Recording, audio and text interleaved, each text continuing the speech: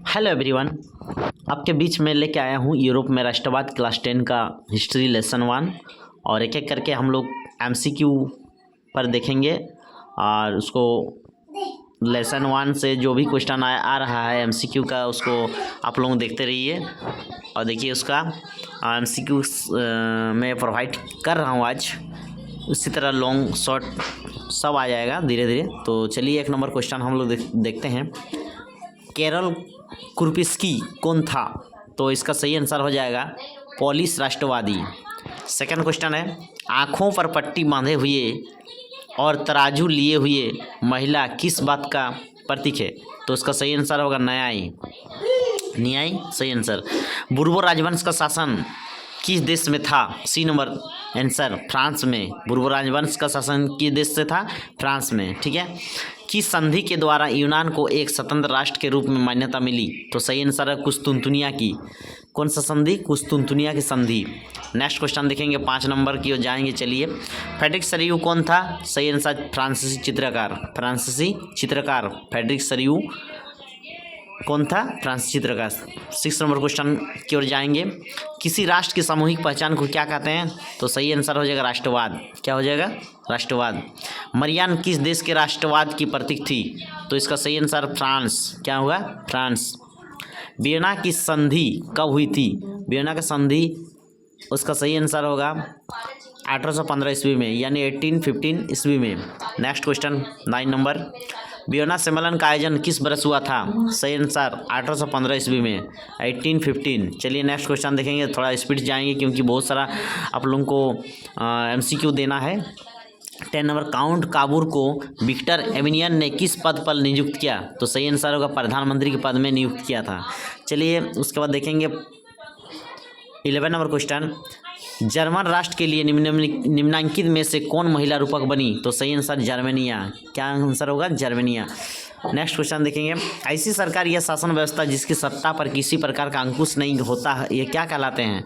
तो इसका सही आंसर होगा निरंकुशवाद। चलिए नेक्स्ट क्वेश्चन देखेंगे, वह विचारधारा जो स्त्री पुरुष की सामाजिक, आर्थिक एवं राजनीतिक समानता पर आधारित हो उससे क्या कहते हैं? तो इसका सही आंसर हो जाएगा नारीवाद। चलिए नेक्स्ट क्वेश्चन, निम्नलिखित में से किसे एकीकृत इटली का प्रथम शासक घोषित किया गया था? तो इसका सही answer Victor Emmanuel II। Next question, Germany को एकजुट करने में किसने अहम भूमिका निभाई? तो इसका सही आंसर हो जाएगा ओटोमन बिस्मार्क। चलिए नेक्स्ट क्वेश्चन की ओर देखेंगे, किस देश को यूरोपीय सभ्यता का पालना के रूप में जाना जाता है? तो इसका सही आंसर यूनान। नेक्स्ट क्वेश्चन देखेंगे, इटली के एकीकरण आंदोलन का नेतृत्व किसने किया? तो इसका सही आंसर देखते हैं कैमिले दे काबूर। नेक्स्ट क्वेश्चन, जर्मनी के एकीकरण के लिए बिस्मार्क ने कौन सी नीति अपनाई? तो इसका सही आंसर हो जाएगा खून और खड्ग। नेक्स्ट क्वेश्चन, रक्त और लौह की नीति का अवलंबन किसने किया? तो इसका सही answer Bismarck. Next question 20 number, कब यूनान को एक स्वतंत्र राष्ट्र के रूप में मान्यता मिली? तो इसका सही आंसर 1832 में। नेक्स्ट क्वेश्चन, नेपोलियन बोनापार्ट कौन था? तो इसका सही आंसर है फ्रांस का सम्राट।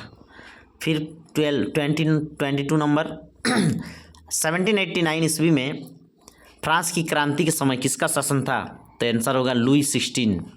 नेक्स्ट क्वेश्चन, फ्रांस की क्रांति के अग्रदूत किसे कहा जाता है? बी नंबर आंसर रूसो को कहा जाता है। यूसेपे मत्सिनी का जन्म कब और कहाँ हुआ था? तो इसका सही आंसर होगा 1807 ईस्वी में जेनेवा में हुआ था। 1807 जेनेवा। फ्रांस की क्रांति कब हुई? तो सही आंसर 1789 यानी 1789। नेक्स्ट क्वेश्चन, सामाजिक उपवंत नामक पुस्तक के लेखक कौन थे? सही answer Rousseau. Young Italy society की स्थापना किसने की थी? तो इसका सही आंसर मेजिनी। जब फ्रांस सीखता है तो बाकी यूरोप को सर्दी जुकाम हो जाता है, यह कथन किसका है? तो इसका सही आंसर होगा मेटरनिक का। द स्पिरिट ऑफ लॉ नामक पुस्तक के लेखक कौन है? तो इसका सही आंसर है मॉन्टेस्क्यू। याद रखना, पूरा एकदम जबरदस्त क्वेश्चन सब है और इसमें क्वेश्चन ये सब हमेशा देखिएगा, परीक्षा में आते रहता है। बिस्मार्क जर्मनी के चांसलर कब बना? तो आंसर होगा 1871 ईस्वी को। ऑस्ट्रिया के साथ पर्सा का युद्ध कब हुआ? तो इसका सही आंसर होगा 1866 ईस्वी को। नेक्स्ट क्वेश्चन, पर्सा का ऑस्ट्रिया के साथ किस संधि के द्वारा युद्ध विराम हुआ? तो इसका सही आंसर होगा वियना की संधि। नेक्स्ट क्वेश्चन देखेंगे 33 नंबर, इटली का एकीकरण कब पूरा हुआ? तो इसका सही आंसर हो जाएगा 1871 ईस्वी। नेक्स्ट, बैंक ऑफ फ्रांस की स्थापना किसने की? तो सही आंसर नेपोलियन बोनापार्ट ने। गैरिबल्डी कहाँ के निवासी था? तो इसका सही आंसर हो जाएगा सार्डिनिया। नेक्स्ट, फ्रांस में नेपोलियन संहिता किस वर्ष लागू की गई? तो इसका सही आंसर होगा 1804 यानी 1804 ईस्वी में। मार्सिले किस देश की राष्ट्रभक्ति का गीत है? तो इसका सही आंसर हो जाएगा फ्रांस का। वह राज्य जहाँ की राजनीतिक सत्ता उसकी सांस्कृतिक सत्ता से मिलकर बनती है उसे क्या कहते हैं? राष्ट्र राज्य। किसी अमूर्त भावना या विचार को किसी मूर्त आकृति व्यक्ति या वस्तु के रूप में दर्शाने को क्या कहते हैं? तो इसका सही आंसर हो जाएगा रूपक। टूटी हुई बेड़ियाँ, मशाल, तलवार, उगता सूरज आदि प्रतीक क्या कहलाते हैं? तो इसका सही आंसर हो जाएगा रूपक। जर्मनी के एकीकरण में प्रमुख भूमिका निभाने वाले बिस्मार्क कहाँ के चांसलर थे? तो इसका सही आंसर पर्सा। फ्रेडरिक सरियू का विषय क्या था? तो इसका सही आंसर लोकतंत्र। 1871 के बाद यूरोप में राष्ट्रवादी तनाव का एक गंभीर स्रोत था। तो इसका आंसर सी नंबर, बाल्कन क्षेत्र में। सार्डिनिया पिडमांट का शासक कौन था? सही answer Victor Emmanuel. Next question, राष्ट्रवाद का अवधारणा का जन्म किस घटना से माना जाता है? सही आंसर फ्रांस की क्रांति। शुल्क सन जलवराइन की स्थापना किसकी पहल पर की गई? इसका सही आंसर पर्सा। जर्मनी का एकीकरण कब पूरा हुआ? सही आंसर होगा 1871 ईस्वी में। पहले तुम मनुष्य हो, उसके बाद किसी देश की नागरिक या अन्य कुछ, यह कथन किसका है? तो सही आंसर रूसो का। विश्वकोश नामक ग्रंथ की रचना किसने की? सही आंसर नेकर। मतदान के अधिकार को क्या कहा जाता है? तो इसका सही आंसर हो जाएगा मताधिकार। बास्तिल किला का पतन कब हुआ? इसका सही आंसर 1789। 1815 में आयोजित वीना सम्मेलन की मेजबानी किसने की? तो आंसर होगा मैटरनिक। लिब्रे क्या था? लिब्रे फ्रांसीसी मुद्रा। नेक्स्ट क्वेश्चन देखेंगे, स्वतंत्रता, समानता एवं बंधुत्व का नारा किस क्रांति के देन है? तो सही आंसर होगा फ्रांसीसी क्रांति।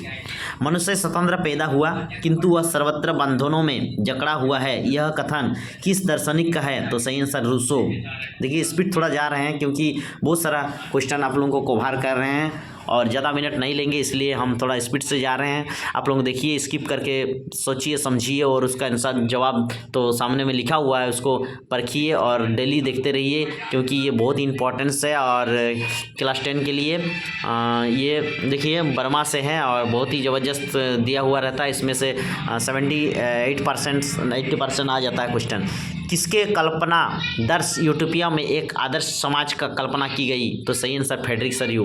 फ्रांस में प्रथम विद्रोह कब हुआ था? तो सही आंसर हो जाएगा जुलाई 1830। देखिए दोस्तों, इसका साइड में आंसर दिया इसलिए है क्योंकि अगर मान लीजिए कभी कभार ऐसा हो सकता है कि मेरा बोलते बोलते समझ में नहीं आएगा, तो फिर आप लोगों को साइड में इसलिए आंसर दिया हुआ है, कोई टेंशन लेने का नहीं।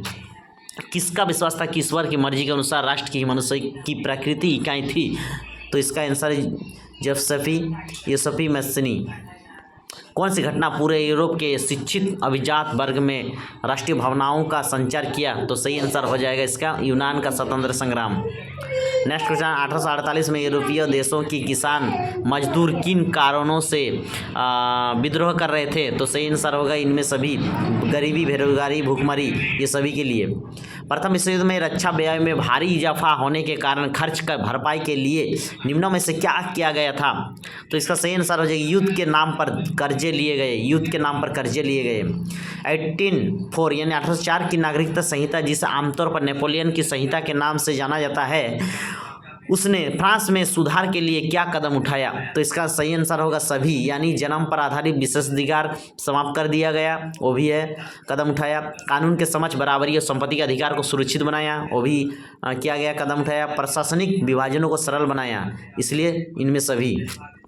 नेक्स्ट क्वेश्चन देखेंगे हम लोग, 19वीं सदी के मध्य में इटली कितने राज्यों में बढ़ गए थे? तो इसका सही आंसर 7 राज्यों में बढ़ गए थे। राष्ट्रवाद में एक निश्चित भौगोलिक क्षेत्र में रहने वाली जनता इनमें से किसकी द्वारा जुड़ी होती है? तो इसका सही आंसर इनमें सभी, समान संस्कृति, समान इतिहास, भाषा और लोक परंपरा, यानी इनमें सभी। जर्मनी के एकीकरण में प्रमुख भूमिका निभाने वाले बिस्मार्क कहाँ के चांसलर थे? तो आंसर हो जाएगा पर्सा। डिक मैटरनिक ने किसे हमारी सभ्यता का सबसे खतरनाक शत्रु बताया? इसमें आंसर हो जाएगा मेजिनी, यानी मैथ्सनी बोला जाता है उसको हिंदी में। और 19वीं सदी के दौरान निम्न में से कौन एक ऐसी ताकत बनकर उभरा जिसने यूरोप के राजनीतिक और मानसिक जगत में भारी परिवर्तन ला दिया? तो सही आंसर राष्ट्रवाद। क्या राष्ट्रवाद?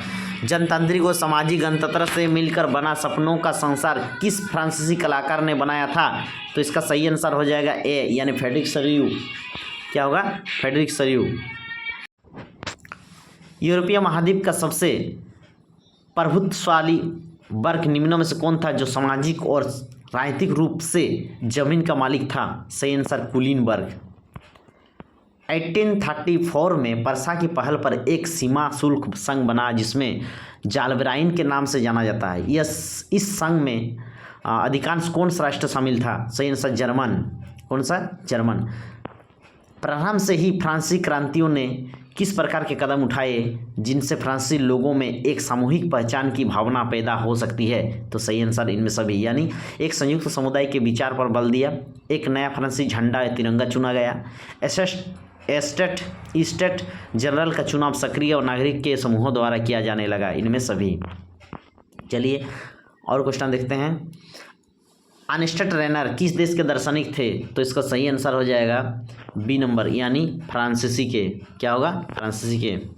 चलिए अभी वन वर्ड का क्वेश्चन देखते हैं, एक वर्ड से। इटली के एकीकरण की प्रक्रिया का नेतृत्व किसके द्वारा किया गया था?